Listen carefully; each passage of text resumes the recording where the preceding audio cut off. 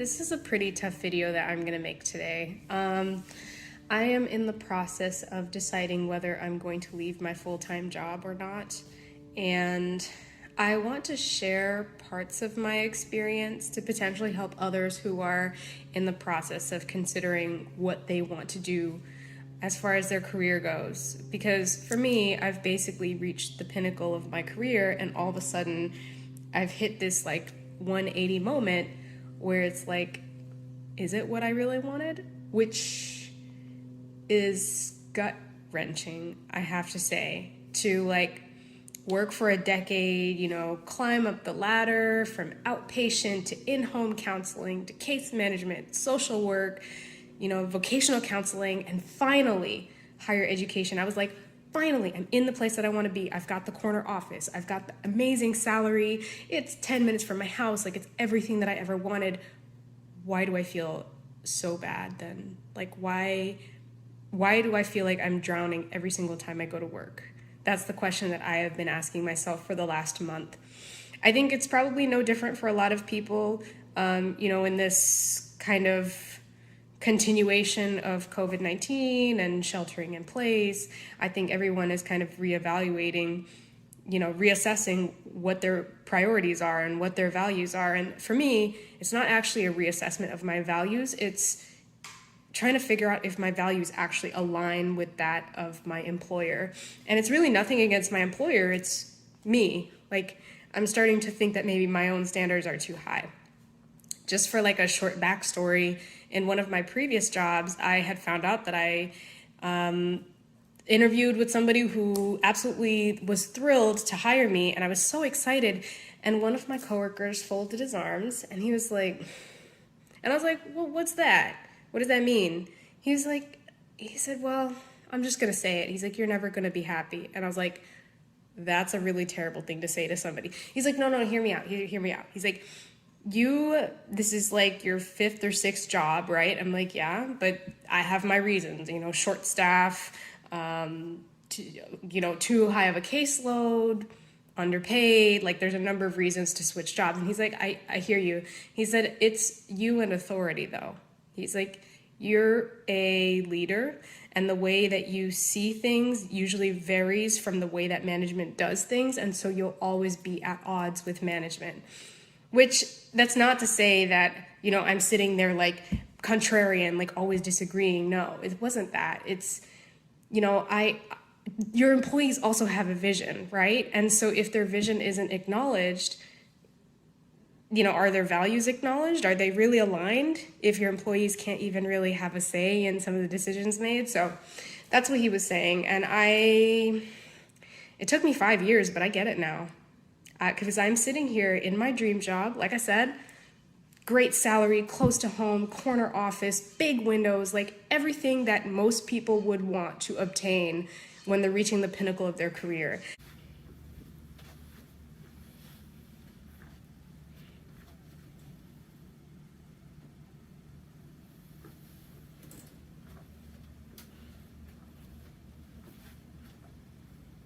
And I had it, and I've had it for about 1.5 years, almost 2 years. And now I'm kind of like, what now?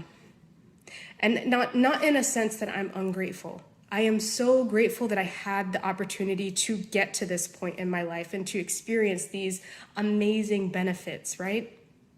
But there's something more that I need. And I think for me, my calling is somewhere else at this point. And I'm hoping that what I'm saying resonates with somebody who's watching it, because sometimes dreams change, right? And you can't really do anything about that except chase the next dream. And that's not to say, you jump from job to job until you find the one, right? It would be unrealistic to say that you will 100% align with everything that an employer has to offer. I would actually argue that the opposite is true, is the only way to 100% align with anything is to kind of do and be it yourself, which is something that I'm honestly exploring. I'm taking what my former coworker said to heart and really thinking about it. Like, will I be happy when I work for myself? I mean, who am I going to complain about at the end of the day if I'm the one who's writing the check to me, right? So, yeah, this is a bittersweet realization for me. I think the tipping points for me when I started to notice that there was a problem is I was struggling with getting in touch with my emotions. Like I would hear something that would usually make me feel feel a strong sense of empathy, like brought to tears, and nothing. I was not reacting. That was the first kind of hint that something was off in my job. The second thing was self-care.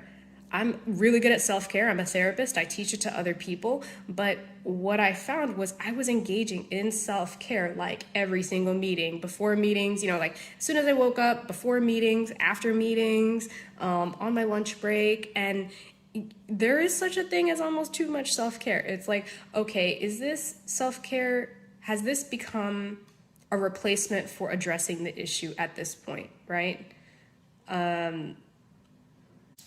So there's a time jump, obviously, it's a different day. And I still kind of am exactly where I am, not just on the cusp of leaving, but I've made my decision. And I thought what might be helpful is if I talked about maybe the top 10 signs in no particular order that it might be time to reevaluate whether your job is working for you. So you're thinking about quitting more often than not, okay? You have more days, literally more days where you're like, I don't think I can do this. I really think I need to leave. That's one. Stability is no longer a good enough reason. A lot of people say, I've got a job and it pays the bills, but there may come a point where you're like, even that's not enough. It's not about money anymore. It's really about my happiness and my peace and my joy. You perform your job duties well with zero attachment. So you're really good at what you do, but just because you can doesn't mean that you should, right? You can't remember the why. The why, the meaning, the values that you attach to the job are so important to longevity. And if the why disappears, then it's like, okay, well, why am I doing this then, right? You're discouraged during meetings or disengaged during meetings. So you've tried to give input and you feel like you keep getting shut down. So you feel like your voice isn't as valued. And so you're reaching a point where you're turning your camera off, you're turning your mic off, or you got your head down and you're doodling and 30 minutes have gone by and you have no idea what was just said, right? There might be time to reevaluate whether that's working for you. You disagree with management's decisions, directives, and initiatives. So they're going this way, you think they should be going that way, they haven't heard what you're saying, and they're still moving in this direction, which you don't think is best for you or the organization or the customers. All right, so you guys are going in two different directions. It sounds like it might be about time to think about whether you actually align with that anymore. You're having physical, mental, emotional symptoms, so fatigue, headaches, insomnia, intrusive thoughts, perseveration. You are talking about the same issues with your work every single day with your family members, with your spouse, partner, friends. Like, you talk to anybody about the job, like about the issues on the job. And one of the indicators for me is, one of my friends started going, and that's it to say, all right, I think I've heard this 10 times. I'm good. Like, let's wrap it up and move on to the next subject. And so that is a really big hint. Like, you're talking about it, but it's never good. It's never positive. It might be time to go.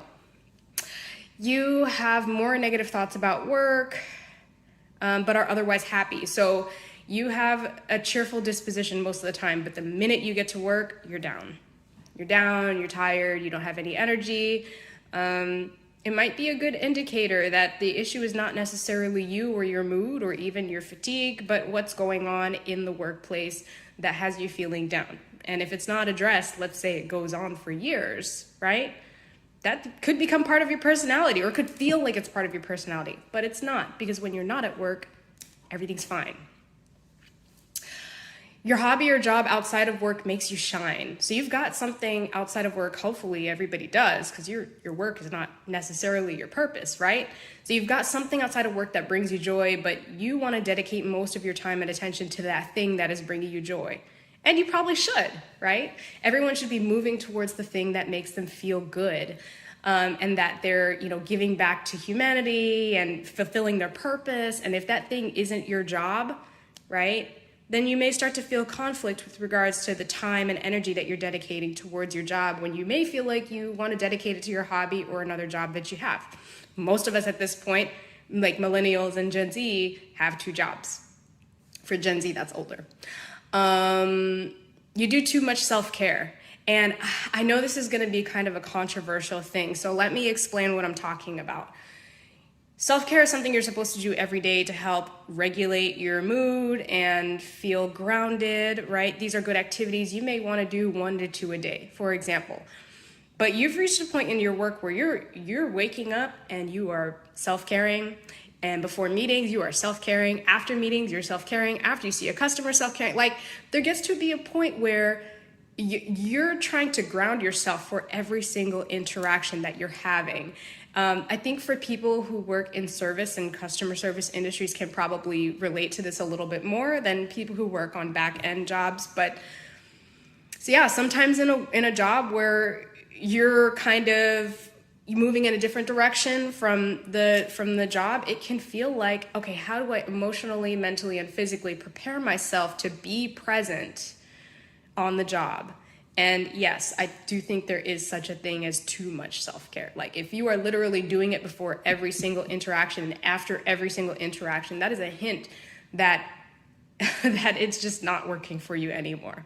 Like, most people, they'll journal once a day, they'll meditate or pray, they'll do yoga, right? If you're doing it every hour, that's good for you, that you know what to do to help regulate your mood. That can be a little bit tiring though. So those are, in no particular order, the 10 hints that it's time to reevaluate whether your job is working for you. And I must say, I can relate to most, if not all of them. And not just in previous jobs, but, in my current one. And so, like I was saying, I'm hoping that this video is a reminder to myself, to stay the course, to do what is best for me, but not just best for me, but, best for the environments that I choose to walk away from, right? If it's no longer serving me, then I feel like they probably deserve somebody who's more aligned with what they're doing. Not only that, but I hope that this is helpful to somebody who is on the fence or trying to evaluate how they feel, because I think, right now it's been described as the Great Resignation, but I saw a really good reframe, which is a therapeutic term. They called it the Great Reevaluation. And I think that's the perfect way to describe what's happening. People aren't just saying, I can't do this job. I think what they're saying is, my purpose does not align with this job. I have a different and or greater purpose that I need to serve. And, job, you deserve better too. So I think, people are kind of shuffling around, and, I'm hearing a lot about people starting work or getting hired and not even going on to the job because they realized right before going, I made a mistake in applying to this. This is not what I want to do. So I think we're in a good place in society, actually, to reassess our values and move towards our purpose. I feel like we're kind of doing that collectively, which I'm pretty excited about, in spite of the subject. So I hope that this is helpful for somebody who is in the process of thinking about what to do next or what to do with where they currently are. And I will see you next time, whenever that is. Bye. Hi again. So it's been maybe 2 weeks since the second part of the video where I go down the top 10 reasons why, or things happening that may lead to somebody leaving a job. And so I kind of want to give you an update as to where I am after kind of running through those 10 things and then giving myself time to process it, because I think it's one thing to give you a list of like problems or things to identify with, and that's one thing, but I think the missing piece is kind of the solution focused approach, which is, what do you do once you kind of feel like maybe you're not aligning with the organization that you're working for anymore? So first, let me tell you what I did. So I gave myself about 2 weeks to undergo my own thought experiment. And that was basically, I asked myself, what would happen if I left 2 weeks from now? Or what would happen if I announced that I was leaving and gave my 2 weeks notice?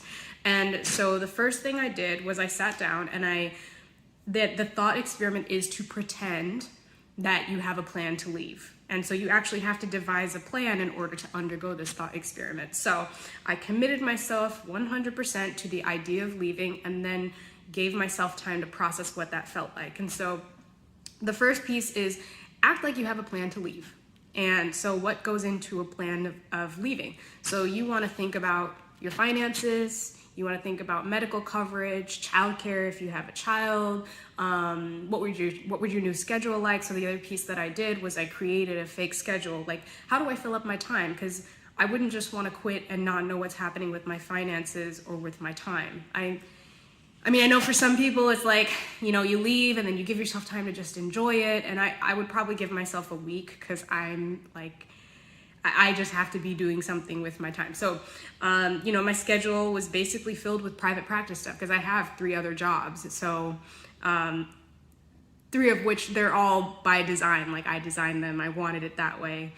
So yeah, there were plenty of things that I can do to fill up my time. Predominantly the nonprofit that I'm running, DMHS.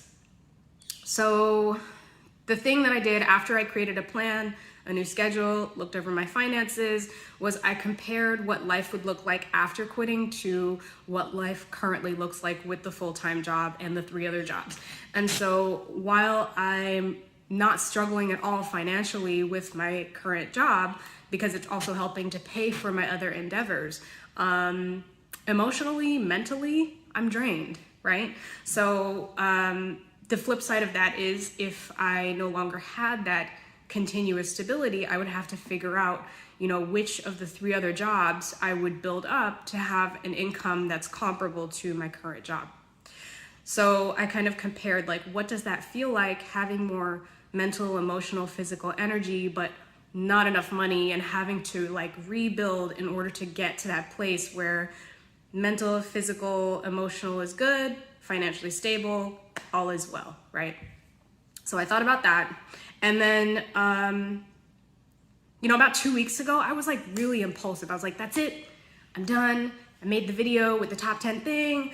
And then I put it all away and went into part 1 and part 2 of this thought experiment. But the other piece to that, the key piece, the third thing, is to give yourself time. Because if you don't give yourself time to, you know, write out a financial plan, create a new schedule, figure out what's happening with medical, figure out what's happening with kids, you're in for, I'm not taking responsibility for what you're in for, but you're in for it. So I gave myself 2 weeks. So there's a 2-week difference between this and the clip that you just saw about the top 10 list. So yeah, 2 weeks. And I felt like that was enough time to really think it out and go through, you know, anxiety, fear, frustration, just the energy, like really, really getting into it. And then finally kind of balancing out like, okay, there's a plan. It would not be convenient right away, but it would be doable. And also, make sure you talk it over with your partner. Like, don't just be like, that's it, I'm quitting, and then announce it to your partner, right? Like, so I told my husband about it, and he was like, do it, we're fine. And we would be fine, but for me, I like being able to pay for things myself, even being in a marriage. So just a personal preference. So what I decided, I'll tell you the conclusion that I came to, which I'm sitting with right now, is that there is a way for me to transition from one job into working full-time for myself as an entrepreneur. And so I have laid out a plan that basically threads my financial stability and frees up time for me to focus on the other 3 endeavors that I have. And yeah, at the end of 2 weeks, I was just like, this is good enough. Right? So you figure out what works for you, and what's working for me right now is to stay where I am in my current job until I'm able to move full time with the financial stability into one of my other 3 endeavors. So I just talked a lot. You have a lot to think about, I think, and I hope this video is helpful. I don't know the next time that I'll see you, but I hope it's soon. Bye. Hi. It's now December 15th, and you can probably tell by the scenery that a lot of time has passed, and it has. I think in this journal assignment that I gave myself, or vlog, I started September 25th, and it is now December 15th. And I have just drafted, set a schedule for, and sent my resignation letter to the organization that I am working for.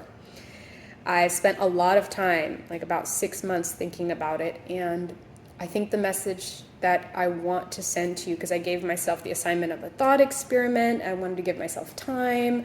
I faked my own resignation for 2 weeks just to see how I would feel, and the lesson that I ended up teaching myself is that my gut reaction back in June wasn't going to change. I tried to make it change. I tried to make it work. I told myself that I was overreacting, that I just needed to work a little bit harder, that I just needed to offer more suggestions, try and negotiate more, and I kept coming back to this gut feeling that what I was doing didn't feel right. And so that's really the lesson that I would like to impart on you for those of you who have been spending who knows how many years or months kind of going back and forth about how you feel about your job, whether it's time to leave, and what you can do after. And what I will tell you is that when you are done torturing yourself the way that I'm done torturing myself, it's going to feel so much better, and it's going to be so easy to walk away.